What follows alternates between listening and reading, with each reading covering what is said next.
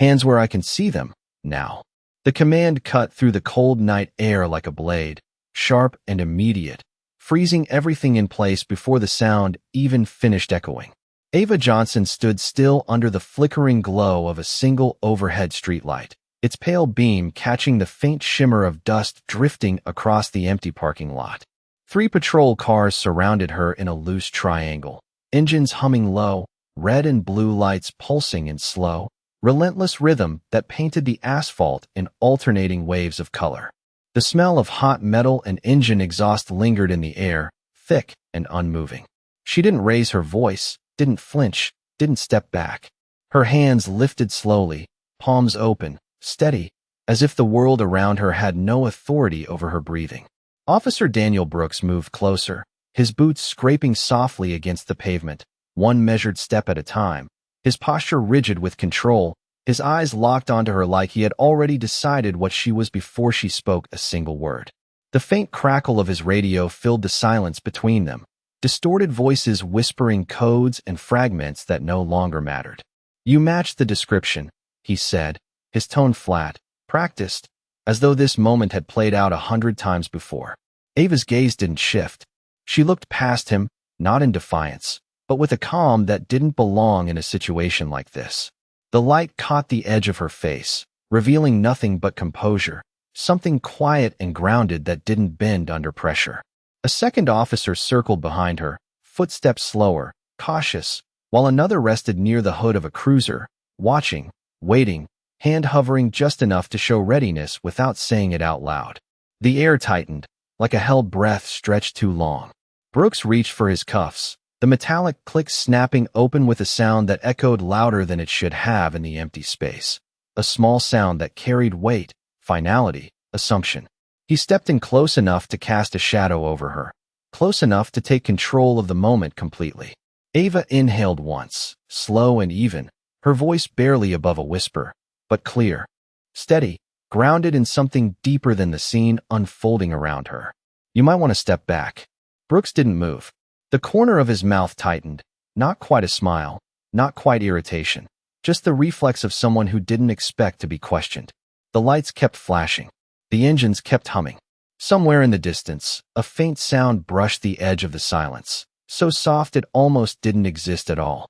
Ava didn't turn her head. She didn't need to. Her eyes remained forward, calm, knowing, as if she had already seen what was coming long before anyone else in that parking lot realized they were no longer in control. The sound grew clearer, no longer a whisper but a rhythm, measured and precise, like footsteps that did not belong to panic or chaos, but to something trained, something controlled, something that moved with purpose. Ava Johnson did not turn, but her shoulders settled, her breath steadying even further, as if the air itself had shifted in her favor. Officer Daniel Brooks hesitated, just for a fraction of a second, his grip tightening around the open cuff, his eyes narrowing as he tried to place the change he could feel, but not yet understand. The other officers glanced at one another, subtle movements, small shifts in stance, the kind that happened when instinct began to question certainty. The parking lot, once still, now carried a tension that felt alive, stretching between every flashing light and every shallow breath. "Do you hear that?" One of the officers muttered under his breath, his voice low, uncertain, as if speaking too loudly might confirm something he was not ready to face. Brooks did not answer. His focus remained locked on Ava, but the confidence in his posture had thinned, replaced by something quieter, something cautious. Ava's eyes softened, not with fear, not with defiance, but with recognition, as if she was listening to something familiar, something expected. The sound drew closer, echoing off the concrete structures surrounding the lot, each step landing with a deliberate weight that carried authority without noise. There was no barking, no sudden movement, only the unmistakable presence of discipline, approaching from the shadows beyond the reach of the streetlight. One officer instinctively took a step back, then stopped himself, straightening as if to reclaim control, but the movement had already broken the illusion. Brooks finally shifted his gaze, just slightly, toward the edge of the darkness where the sound now emerged fully, and in that moment, something unspoken passed through the group, a realization forming without words. Ava spoke again, her voice calm, almost gentle, but anchored in certainty that did not need to raise itself to be heard. They respond to calm. They always have. Brooks looked back at her, confusion flickering across his face, but before he could speak, the rhythm stopped. Silence returned, but it was not the same silence as before. This one carried weight, presence, expectation. The air felt heavier, charged with something unseen but undeniable. Ava lowered her hands slowly, not in defiance, but in quiet assurance, as if the moment no longer required them raised. No one told her to stop. No one moved to correct her. The flashing lights continued their cycle, but their dominance had faded, reduced to background noise against something far more controlled. Brooks swallowed, his voice no longer as steady as before when he finally spoke, softer now, edged with uncertainty. "What is out there?" Ava did not answer right away. Her gaze remained fixed ahead, her posture unchanged, grounded, as if she stood in a place the others could not yet see. Then, with the faintest shift of her expression, she said, "Not what you think." And somewhere just beyond the light, something moved into view. The first shape stepped into the light with a precision that felt almost unreal, not rushing, not hesitating, but moving with a quiet certainty that made every officer instinctively hold their breath. A large German shepherd emerged from the darkness, its coat catching the glow of the streetlight in sharp lines, muscles defined but still, its posture upright, controlled, eyes focused not with aggression but with discipline. A second followed just behind, slightly offset, mirroring the same measured pace, their formation tight, intentional, like they had done this 1,000 times before. No barking broke the silence. No sudden movement disrupted the air, only the soft, synchronized sound of their steps against the pavement, deliberate and exact. Officer Brooks felt it before he understood it, that subtle shift in authority, the kind that does not announce itself, but simply takes over the space. His hand, still holding the open cuff, lowered just a fraction, enough to betray the crack forming in his certainty. One of the officers near the cruiser straightened abruptly, his eyes widening as recognition began to surface, not fully formed but enough to unsettle him. "Those are not just dogs," he said quietly, almost to himself, as if saying it out loud would confirm what he was beginning to see. Ava Johnson finally turned her head slightly, just enough for the light to catch the calm expression on her face, her gaze softening as it met the first dog's eyes.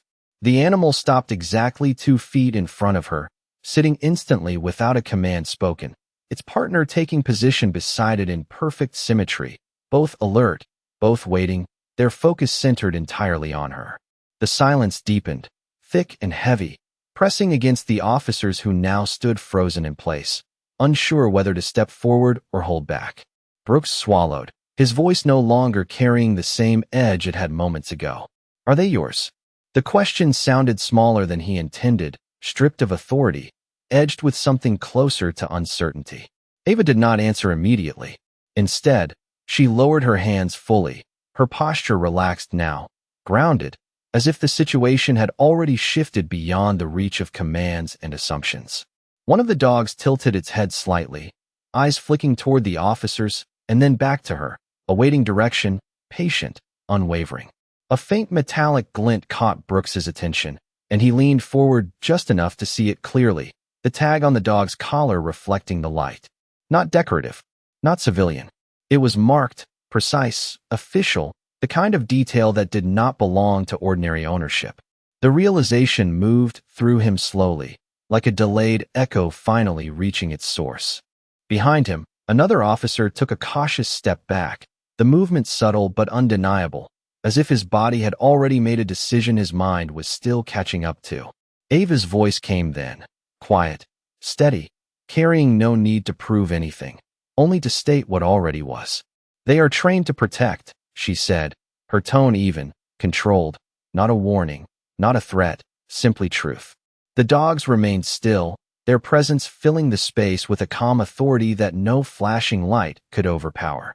Brooks looked from the animals back to Ava, something shifting behind his eyes, the beginning of recognition, the first fracture in the narrative he had built the moment he stepped out of his car. And for the first time since the encounter began, he did not know what to say next.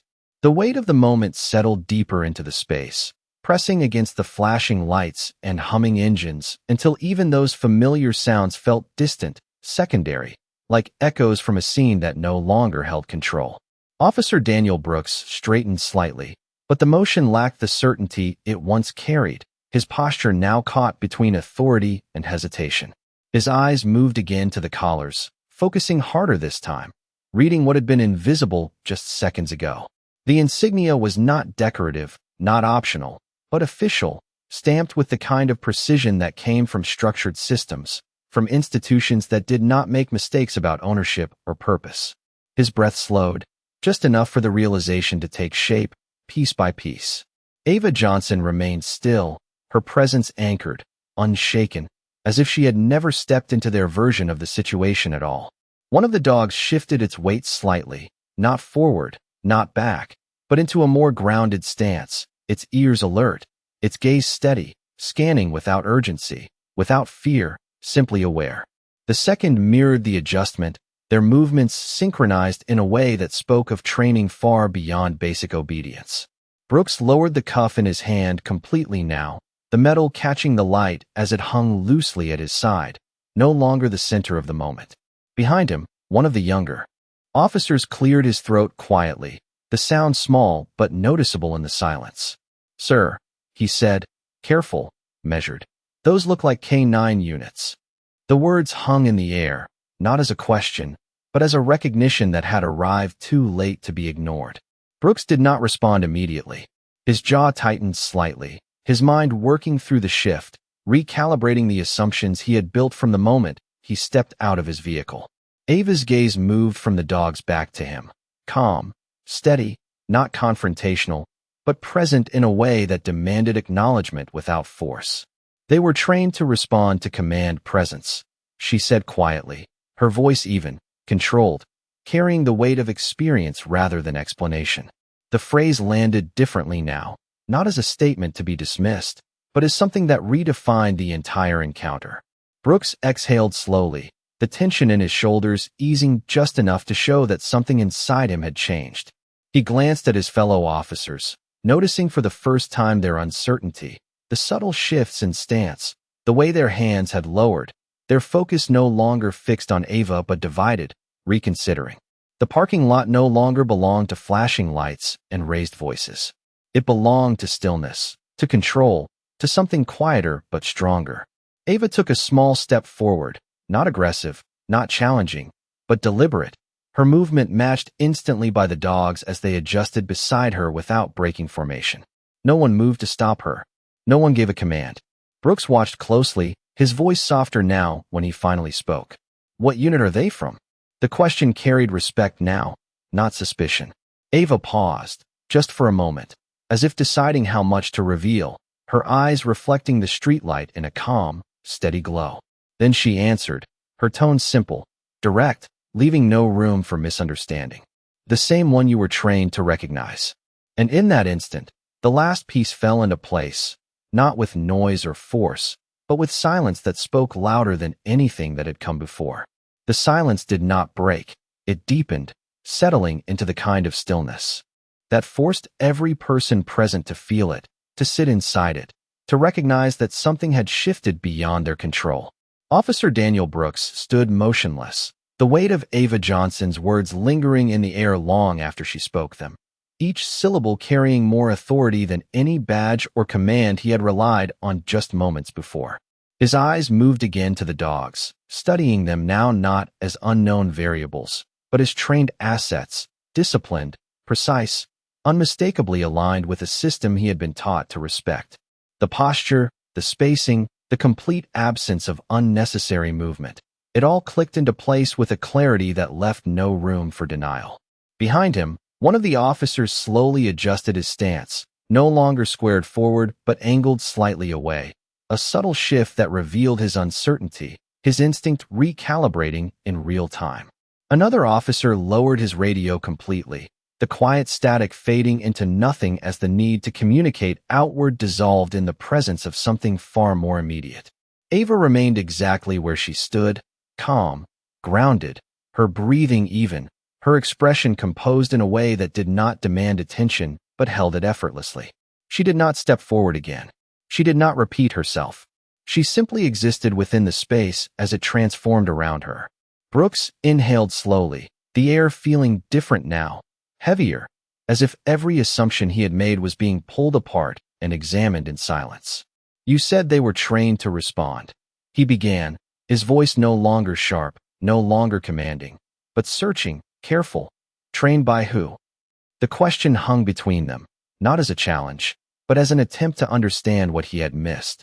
Ava's gaze met his fully now, steady, unwavering, not confrontational, but clear.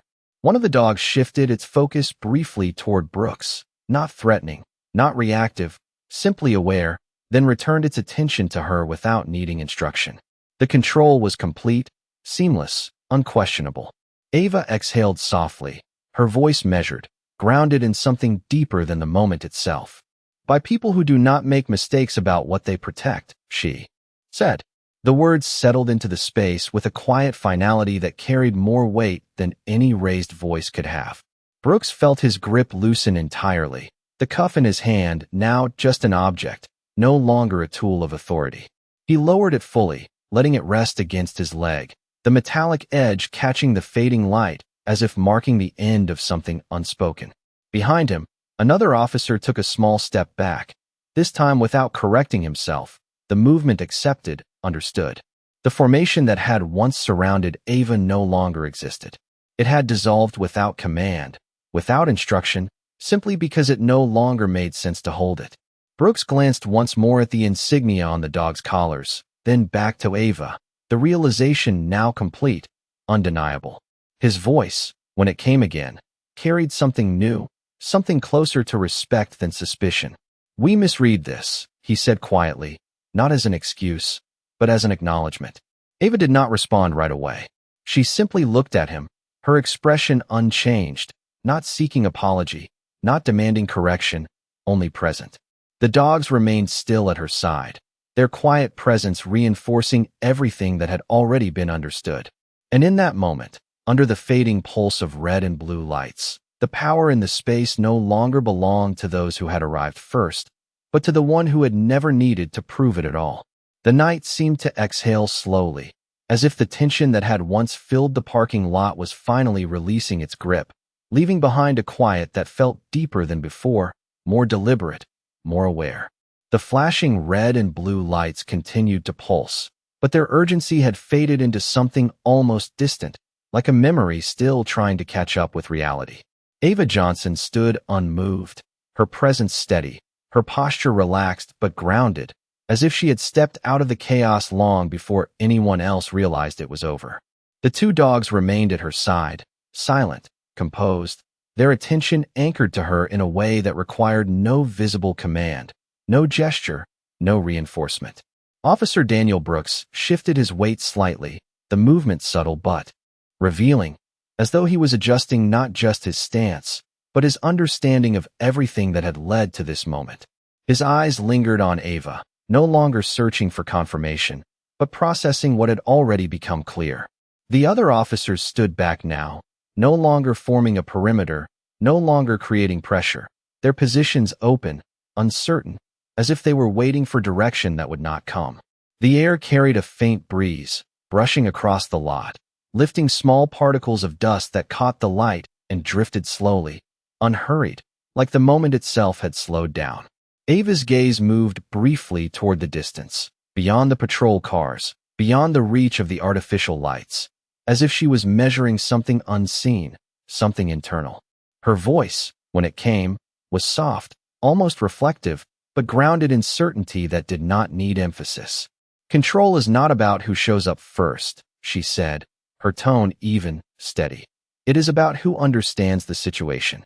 The words settled gently, not as a correction, but as a quiet truth that no one in the space could ignore. Brooks lowered his head slightly, not in defeat, but in acknowledgement, the kind that comes when recognition replaces assumption. He glanced down at his hands, at the cuff still resting there, now meaningless in the presence of everything that had unfolded. Slowly, deliberately, he closed it, not as an action of authority, but as a gesture of finality, of ending something that no longer belonged in this moment. One of the officers behind him exhaled softly, the sound barely audible, but it carried the weight of release, of tension dissolving without conflict. Ava shifted her stance just slightly, and instantly, the dogs mirrored her movement, stepping with her in perfect alignment, their presence still calm, still precise, as if the moment had already been resolved long before it reached its peak. No one moved to stop her. No one spoke. The silence held, but it was no longer heavy. It was clear, open, almost peaceful. Brooks looked up again, his voice quieter now, stripped of command, carrying something closer to respect.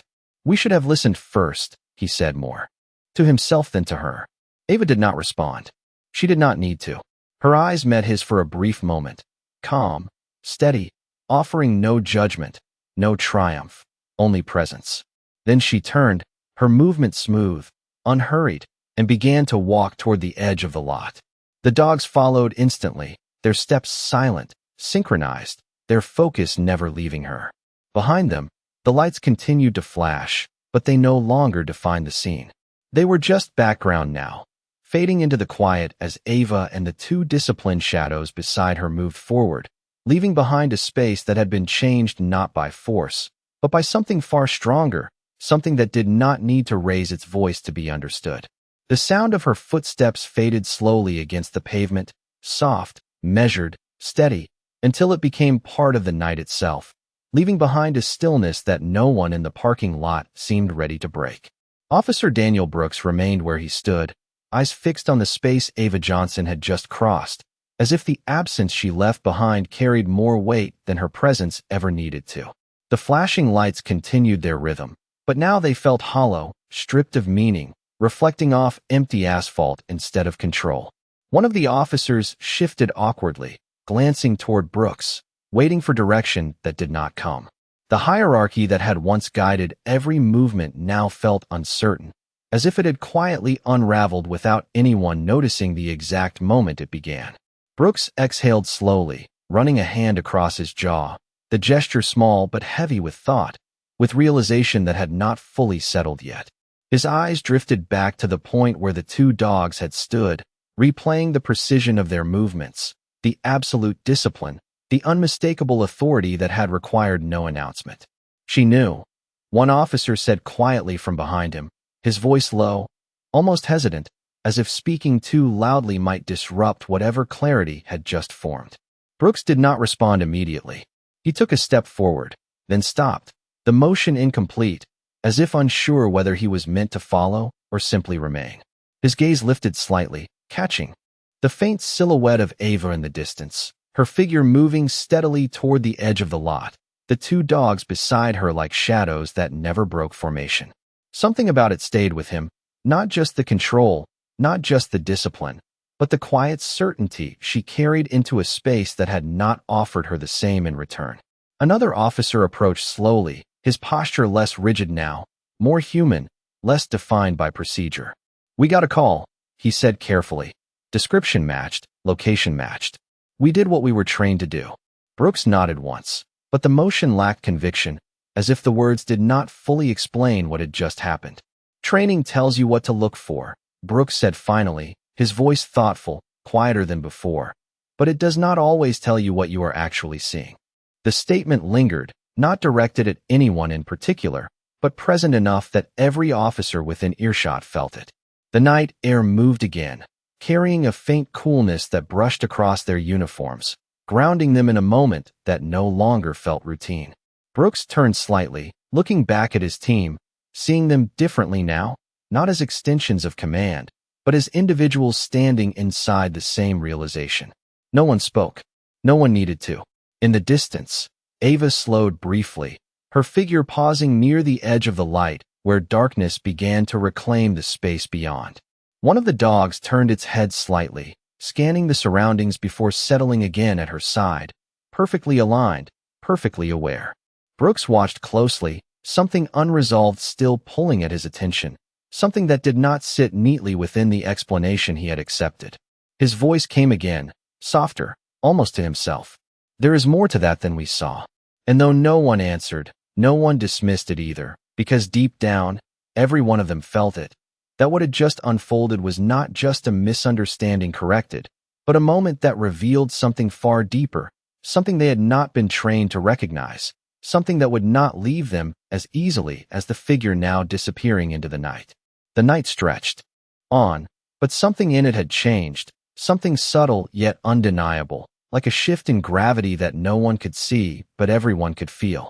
Officer Daniel Brooks remained standing in the same spot, his eyes still drawn to the edge of the lot where Ava Johnson had nearly disappeared, her silhouette now faint against the darker horizon beyond the reach of the streetlight. The red and blue reflections no longer chased her, no longer framed her, as if even the lights understood they had lost their hold on the moment. One of the officers behind Brooks adjusted his vest slowly, the motion quiet, almost self-conscious, like he was becoming aware of himself again after being part of something he did not fully understand. "Sir," he said carefully, his voice lower than before, "should we file this as a standard stop?" The question lingered, thin and uncertain, as if it did not quite belong to what had just happened. Brooks did not answer right away. His gaze remained forward, thoughtful, distant, as if he was replaying every second, searching for the exact point where the situation had shifted beyond his control. "No," he said finally, his voice calm but firm in a different way than before. This was not standard. The words settled into the air, quiet but definitive, marking a line between what they had expected and what had actually occurred. Another officer stepped closer, his tone cautious. "We followed protocol." Brooks nodded once, but this time there was something else in his expression, something reflective, something that reached beyond procedure. "Protocol is not the same as understanding," he said, his eyes finally moving away from the distance and back to his team. The statement did not accuse. It did not criticize. It simply existed as truth. The group fell silent again, each of them standing within that realization, processing it in their own way. In the distance, Ava paused briefly, just at the edge of visibility, where the light dissolved into shadow. One of the dogs turned its head slightly, scanning the environment with quiet precision, then returned its focus to her, waiting, aligned, present. Ava reached down for a brief moment, her hand brushing lightly along the side of the nearest dog's neck, a gesture so small it almost disappeared into the night, but it carried a connection that needed no explanation. The dog responded instantly, posture softening just a fraction, not losing discipline, but acknowledging her in a way that felt deeply rooted, deeply earned. Brooks watched that moment carefully, his expression shifting again, something deeper settling in. It was not just training he had witnessed. It was trust, built over time, reinforced through understanding, something that could not be commanded in an instant, something that could not be assumed. He took a slow breath, his shoulders lowering as the last remnants of tension left his frame. "We stepped into something we did not recognize," he said quietly, more to himself now than to anyone else. No one argued. No one corrected him, because they all knew it was true. Ava straightened again, her hand falling naturally back to her side, and without hesitation, she continued forward, her steps steady, unhurried, as if she had never been stopped at all. The dogs moved with her instantly, silent, precise, their presence blending into the darkness as they crossed beyond the final edge of light. Brooks stood there a moment longer, watching until there was nothing left to see, only the faint outline of where she had been. Then he looked down at his hands again, at the space where authority had once felt absolute, and for the first time, he understood that what mattered most was not the power to act, but the wisdom to know when not to. And that realization stayed with him, long after the night moved on without her. The parking lot stood quiet long after Ava Johnson had disappeared into the darkness, the flashing lights now nothing more than reflections against empty space, their rhythm continuing without purpose, without urgency, like a system still running after the moment it was meant to control had already passed. Officer Daniel Brooks remained still, his gaze fixed on the edge where the light gave way to shadow, as if expecting something to return, or perhaps realizing that nothing would.